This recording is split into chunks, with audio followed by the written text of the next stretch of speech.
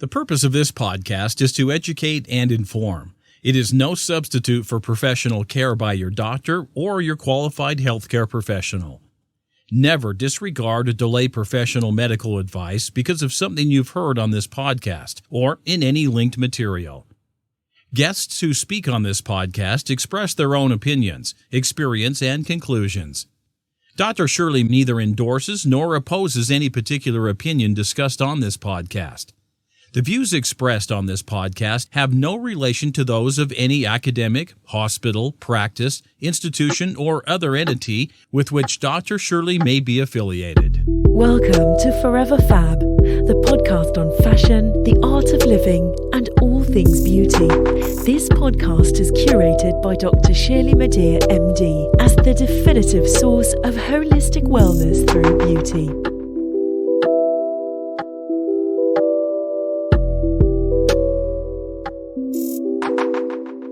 Today's topic, less is more. I can't even believe I'm saying that. Maybe less is more. Transparency in beauty. This is my interview with the inimitable Meg Pryde. Meg Pryde is the founder and CEO of Brandify, a Richmond, Virginia-based company dedicated to making skincare accessible through their mobile app. With experience in both the consumer packaging goods industry and the technology sector, Meg recognized the opportunity that technology had to create more transparency for its consumers, and we will be talking about that. As a result, she launched the Brandefy app in 2018. Congratulations on this being what milestone for you? Many years, right? Thank you. Yeah. 4th birthday coming up. 4th birthday. It's a big one. She joins me via Streamyard today to discuss entrepreneurship, innovating, and the whole women in tech sphere. Welcome, Meg. Congratulations on all of your success, and welcome and thank you for being a beautiful member of the Forever F.A.B community. I am so happy to be here, Dr. Shirley. Thanks so much for having me, and I can't wait to talk about all those good stuff, good things you mentioned, like women in tech. Yes, let's get in it. So, Ms. Meg, what inspired you to create a skincare tech company, if I may call it that? Yes, absolutely. It's been a winding journey. As you mentioned, I started in consumer packaged goods, and we would make things like infant formula, all kinds of different products, and put the exact same product and powder into 2 different containers and sell one for $40 and one for $10. Wow. And I was horrified by that. I couldn't believe it. As a consumer, I was also very naive. This is 10 years ago. I couldn't believe that was happening, and I was really, really frustrated, and eventually realized that there was a way to use technology and community to help consumers understand, when it's worth paying up for something or when you can get an alternative. And our platform just took off in the beauty space, and that's how we ended where we are. I like it. Today. Yeah. I've been a sucker for many years. I know. Even the further you get into it, the more you realize, wow, there are some real inefficiencies in this market. No kidding. Now, why do you think transparency is so important in the beauty industry? I think it's because there's just so little of it. So I think that a lot of industries are much further ahead than the beauty industry is. Mm-hmm. And that's why consumers really crave it.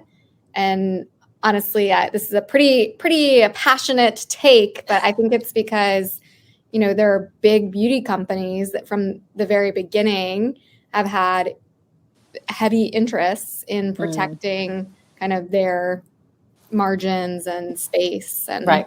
Yeah. And their intellectual property. Yes. And that drives a lot of it. Intellectual property. Yes, exactly. You're the doctor, so. I also think that, some people like the story of a brand, right? They like to be mystified or romanticized with this ingredient that came from this very special, unique tree, in Madagascar. And we've honed that now to have its special properties to completely get rid of wrinkles. So do you think there's still a place for the story or the ingredients, behind the beauty brand? Absolutely. I think there's a place for, sustainability, especially a sustainability story, because I think beauty is also very behind in that regards. Yeah. There's also, I think you're kind of tapping into the excitement around like the romantic aspect of it. Yes. And sometimes it just feels better to put on the Chanel lipstick. And that just does. It just does. There's only one Valentino red. I mean, really. Right. And, that is okay. And that's important. But as a consumer, we're so much more educated than we were when our mothers and grandmothers were buying beauty products. Like, we know what niacinamide is. Yes. And so it's just important to me that consumers are educated enough to make a choice between I'm buying the Valentino red because I want to feel what it feels like to put that on versus I have to buy the drunk elephant vitamin C because it's the only thing that works. And that's just not the case. I agree with you 100%. I think that indeed we are more educated as consumers. And not only that, that education gives us the empowerment of having options. And I think every woman needs options. We do. Almost too many options sometimes. Almost too many options sometimes. But you're right. I mean, we now know, or to demand and to insist that there be no lead in lipstick. So yes, we are better educated and I think better for it. And I think that creates not only better consumers, but better beauty. I completely agree with that. It's so just like the little things in the industry that have persisted for so many years. Like, it's one thing to not have lead in the lipstick, but I wonder how many consumers, thank goodness, how many consumers know that there's like a weighted magnet put in the high-end lipstick cases to make it feel heavier. It's just those little things that, I get really excited about educating consumers on. So are you going to write a book about these trade secrets, or is that part of the class that you are currently teaching in Virginia? It is not. I'm just teaching a venture velocity class. Not just, that's major. It's fun. It's so much fun. I'm excited. I'm guest lecturing tonight and we're talking about KPIs and more the tech side of things. Oh, wonderful. But I don't know. I think you should write the book. You already have a book. I have a very on my upcoming beach vacation. I will let you know. The books that I have are very nerdy and very clinical based. So I haven't quite written the consumer book yet, but soon come. Awesome. Yes, I'll be reading all your clinical trials. That doesn't sound like a great beach read. But. No, it doesn't sound. You never know. But there are a couple of things that you mentioned that I want to touch upon. But firstly, you are a businesswoman. You're a successful businesswoman. I've been reading a lot of articles, the pros and cons of business school and how to best get a business education. You went to business school. And speaking of the ROIs of business school, was business school worth it for you, an important investment, part of your success? What do you say? Yeah. So for me, it was absolutely. And I don't think that is necessarily the case for everyone. But it gave me time and space to focus on creating a venture and a network that I didn't previously have. Yes. So I came from, like, my great-grandmother started a dress shop. I come from a long line of feisty entrepreneurial women. Excellent. Thank you. I'm sure you do as well. Yes. With all your ventures. And I really wanted to take it from being a small business to being a disruptive and exciting and powerful business. And that, I think, is what business school really allowed me to see myself in and grow my own confidence, as well as like build the connections with people who we later get capital from. I do think that is an important aspect of business school. I mean, I haven't been to business school, but from what I hear, I understand that, the social aspects, the networking, the connections that you make, and then the fact that when you are ready to create a venture, if you so choose to do so, you have people who had either mentored you, or you can rely on mentoring or assistance or whatever the case may be. So I do agree that business school does provide that opportunity. I called your company earlier a skincare tech company. Would you consider that your company is, if you had to choose a side, focused more on beauty or tech? Wow, that is such a good question. I know. That's So I think the tech is our core, and the skincare is the benefit of that technology, because from our community, we have gotten requests for specific affordable products that aren't on the market. So someone might say, I'm looking for a affordable alternative to, I'm really picking on Drunk Elephant vitamin C, but they might say they want an alternative to that. And they basically have helped us create our line based on what they want. And that's been really powerful, but really the tech is what powers it and what enables us to have that relationship, and what I'm passionate about, because it's the education piece for the consumer and how we actually change the industry. So what's it like being a woman in tech? I mean, it's wild. Yeah, imagine. Give us some juicy nuggets, some stories. Okay. I'll have to think of some juicy nuggets and stories. I feel like it feels like such a private channel because it's so interview based. So maybe I will get some juicy nuggets. But it's really interesting. I mean, I'm still like one of very few in the space. I know how that feels. I know you know how that feels. And obviously that presents its own challenges and benefits as well, to some extent, mainly just challenges. And I mean, I've had far better funded tech bros copy us. Yeah. And at the end of the day, they can't really copy your process or copy like your team's ingenuity. Yes. And that has been really our saving grace. I think this business really needed to be created by a female founder. And I think beauty tech is actually behind because there are so few women in tech. Unbelievable. Let us live your process. How do you innovate? What is your creative process? You mentioned earlier that you rely on your consumers, on the people who subscribe to your app to let you know what it is specifically that they're looking for. So when you have that data and that information, how do you use the tech to inform you about how you're going to innovate product? Yeah, so it's really multiple data sets from the technology, but I am such an old school kind of techie in the term that I mean, like talking to real people. Yes. And user interviews. I am a freak about it, basically. So the more user interviews someone can do, the better. There's an app called Prototype on Paper. It's great. I think it's just POP. Yes. You can literally draw out whatever app you're thinking about making and then make it clickable. We used to go into Target and I would, kind of stalk people in the cosmetics aisle being like, can you like test this out? Tell me what you think. Are you looking for an affordable alternative too? And those kind of conversations are invaluable as you're building your product. Yeah, I agree. And I'm glad you're an old school techie in that one of the first things that you do is actually you look to the source and speak in real time with the source, with the person, as opposed to let me go Google that. Yes. Yeah. There's only so much you can get through a data dashboard and Google. Like it really comes from talking to your consumer, which I know you do a lot of every single day. Yes, I do. And it's a very special thing. It helps to enhance not only the relationship, but then you really get a feel for the person and what they're looking for. So I do think it's important. Kudos to you on that. Now let's generalize a bit and talk about the beauty industry.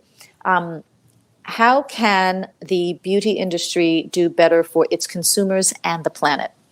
Okay, so I think I'll start with the planet because this one it's really messy. Yeah. When we started out launching our skincare line, I met with different experts in the space, and I also met with someone in waste management. Wow. Because it was so disheartening to realize that a lot of packaging companies, when they're selling you packaging, they'll say, oh yeah, it's recyclable. There's like 8,000 meanings to whether or not something's actually recyclable. And beauty is really, really far behind for a lot of different reasons. But at the end of the day, what it made me realize is that reusing is really the best way to be better, the best way the consumer can be better for the planet. So I don't know if you use, like, I use my little serum bottles as bud vases. But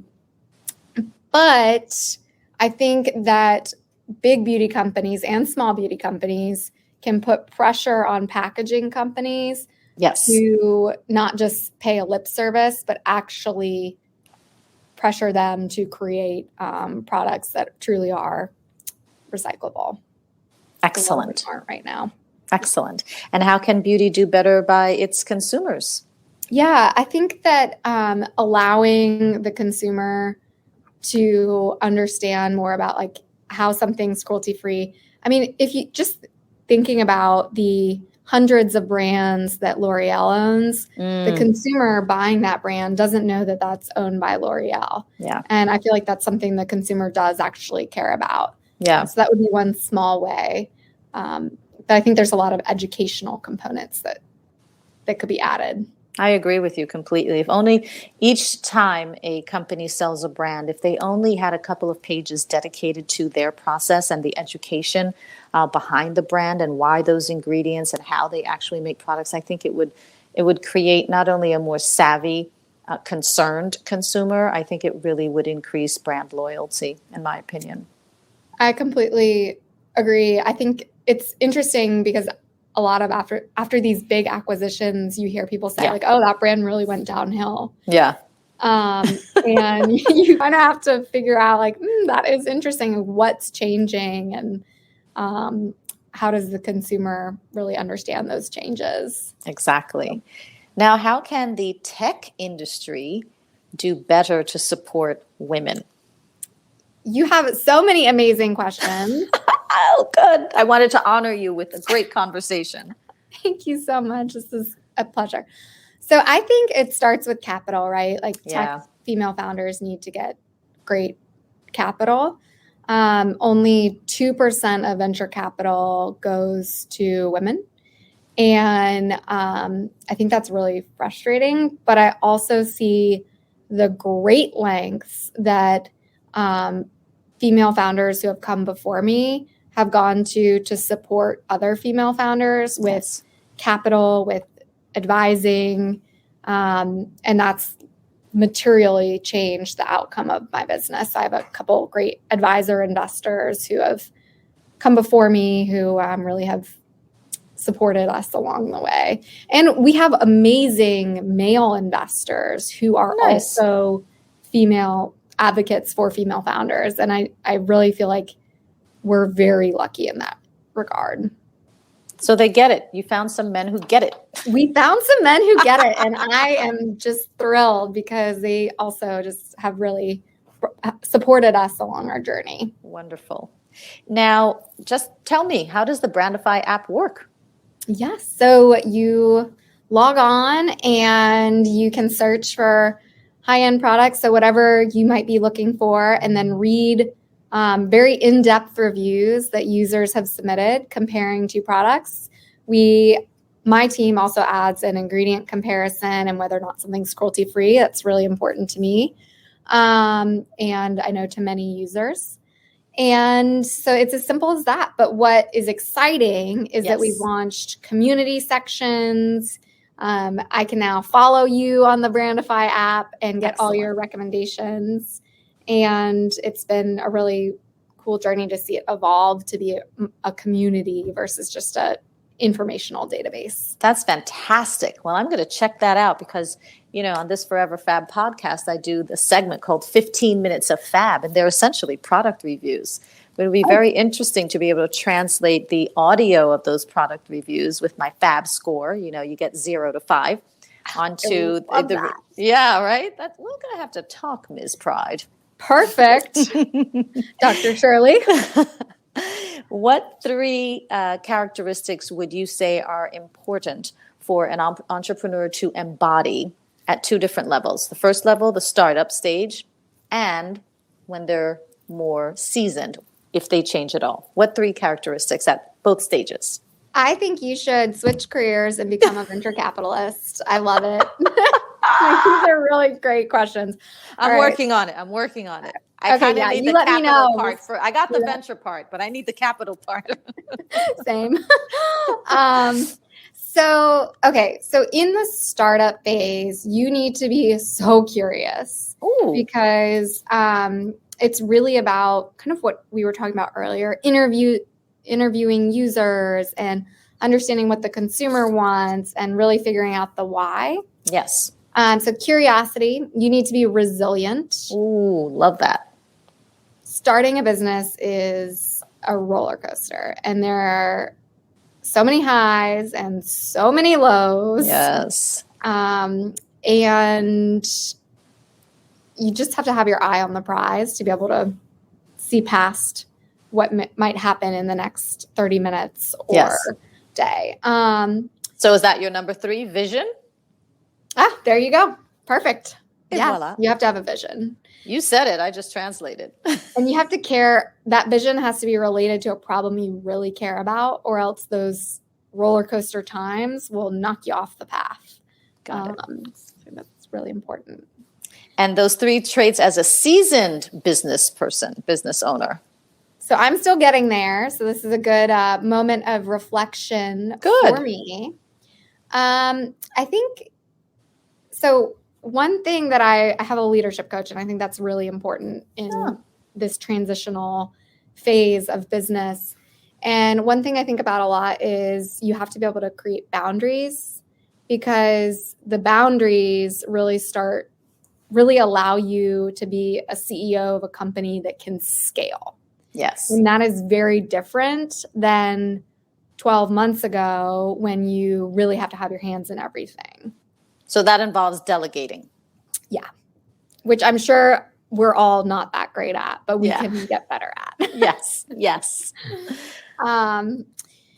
And so I think that's a big one. Yes.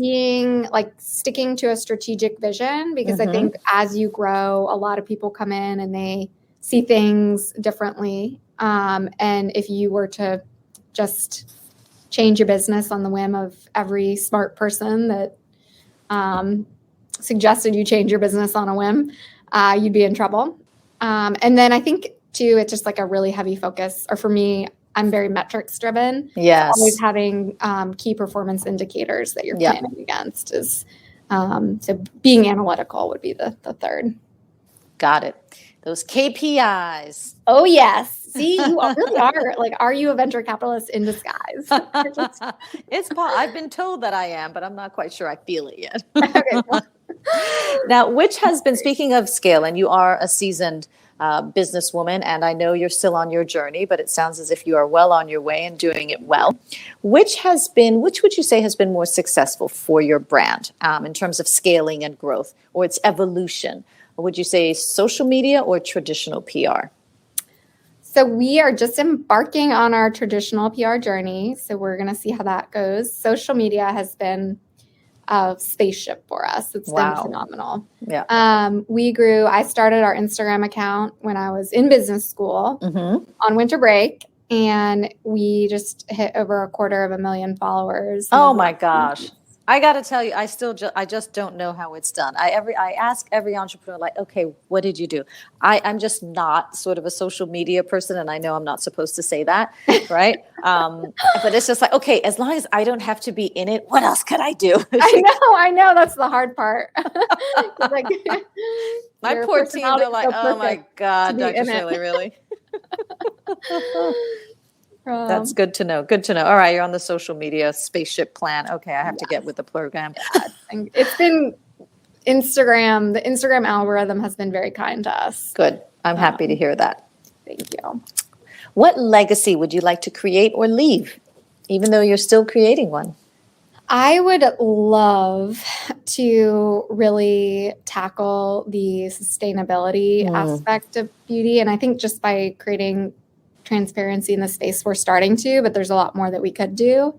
And really put real rules and metrics around what actually makes a brand sustainable versus not. Because I think what a lot of brands are saying is not necessarily always accurate. And part of that is just our like waste management system is too fragmented. So it's not necessarily the brand's fault or anything like that.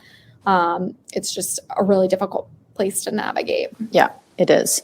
I'm so happy that you consulted with a waste management company. That I think that's just brilliant. And it really does show your vision, how you are thinking about this legacy that you want to create and improving upon how we define sustainability. Like, what does that really mean? It's just like saying natural or organic, and Clean. What are the clean? What does that really all mean? Now, what is, speaking sort of about waste management, give me one beauty product that you absolutely cannot dispense with. You cannot live without it. You wouldn't even think about wasting it. Oh my goodness, this is so tough for me because it can't be any of ours, of course. No, it could be anything, actually. You can say it could be one of yours. It could be not one of yours. So let's see. What you just have to like super duper crazy love it. Okay. All right. All right. So I do really love our daily triple serum. There you go. Okay. But I have so many. I mean, my countertop has so many products on it. Right. I think my next video, maybe this is Instagram worthy, maybe in my climb to 100 followers. Maybe maybe what I'm going to do is just interview people about their beauty cabinet, like show a picture and just be like, okay, what's up? Yes. Like, what's the favorite? Yeah. The expensive product that I really do love and repurchase every winter is the Perricone hyaluronic acid. I see moisturizer. you. Yeah. Ka-ching, ka-ching, ka-ching. Yes. Very, very pricey. I can't find you are worth alternative. Thank you. Yeah. HAs are kind of tough because it's an ingredient that's everywhere, and yet it's not abundant, enough or effective enough. It's, it's like number 13 of, 15 products, that sort of stuff. HAs are tough. Yes. Our serum actually has 5 molecular weights of hyaluronic acid in it. There you go. Yeah. That's the answer. Yes. Different molecular weights. I like it. I might have to revisit that app. We are. Yes. I'll send you our stuff. Thank you. I love it. I love it. Test it out and give it a 5, 0 to 5 rating. 5 rating. No bias at all. No. It's already a 5. I mean, we're talking. It's good. You're good. Oh my gosh. Do you have a wellness routine? And if so, what does it entail? I do. And I actually want to just redefine the beauty industry name to be like wellness. Agreed. Can we just do that? Can we just decide right now? That's like fundamental for me. It's just like, stop calling it the separate thing. Beauty, skincare is self-care. Wellness is self-care. It's all about taking care of yourself. I think we've just decided that we're renaming the industry. That's it. It's done. So I have a lot of little wellness routines I like to sprinkle throughout my day. Yes. 3:00 tea time. Yeah. And I am also a big gardener. So my morning coffee routine whilst looking at my plants, very important to me. Yes. And that's my little wellness. Of course, before my multi-layer skincare routine. But I actually do, like, during the summer, even when I'm going outside for 3 minutes, I will put on sunscreen. Oh, yes. In the morning before I've done my skincare routine, come back in and start from scratch. Oh my gosh. The whole sunscreen thing, because I do total body sunscreen, it's a process. There's first exfoliate, then moisturize, then sunscreen number 1, then, mica based, shimmery stuff. I just got to go out looking like Cleopatra. I have to glow. I have to glow all over. You are glowing. So that's amazing. What's your favorite sunscreen right now as you're doing your all body? Ooh, I'll tell you afterwards because I have a few. Ooh, okay. I have a few. But unfortunately, this leads us to our last question. Meg. Oh, this has been so much fun. Thank you. How did the time fly? The time just slipped through my fingers. Where did it go? We made some serious progress. We made serious progress. Venture capital, and we're renaming the beauty industry. And you will be the queen of sustainable beauty. Absolutely. Perfect. So the last question is the Fab 5. What are your top 5 recommendations for living a beautiful and fabulous life? Top 5. So fun. Okay. So, have/hug your pets. Aw. And I think like find moments in the day that you love no matter what. So kind of what we were just talking about. Yes. Find your advocates. So I feel like I've really found my advocates. I have an amazing network of mentors and advisors. Yes. And all right, so that's 3. Yes. Be your own best advocate. Yes. Because I think that's something that as women, we tend to struggle to do. And I think learning that early is really important. And then for number 1, be true to your authentic self. Like life is too short to do it any other way. No doubt. Well stated, well said, embodied, resonating, all of that. Ms. Meg Pryde, thank you so much for being on this podcast. Forever F.A.B. thanks you, loves you, wants you back, is going to be watching your progress, rooting for you, supporting for you, cheering you on. So keep doing what you're doing. May your vision be stronger than ever, and may you reach the stratosphere. Oh, thank you so much, Dr. Shirley. Likewise. You're so welcome. To keep in touch. Thank you so very much. We shall be in touch. You'll hear from me soon. Awesome. Bye. Okay. Bye. If you felt inspired by Meg's story, visit getbrandify.com and download the app to shop products and learn more about your beauty. Also, visit on Instagram at Brandify. That's at BRANDEFY. As always, if you love this episode of the Forever F.A.B. podcast, please share it and subscribe to the feed.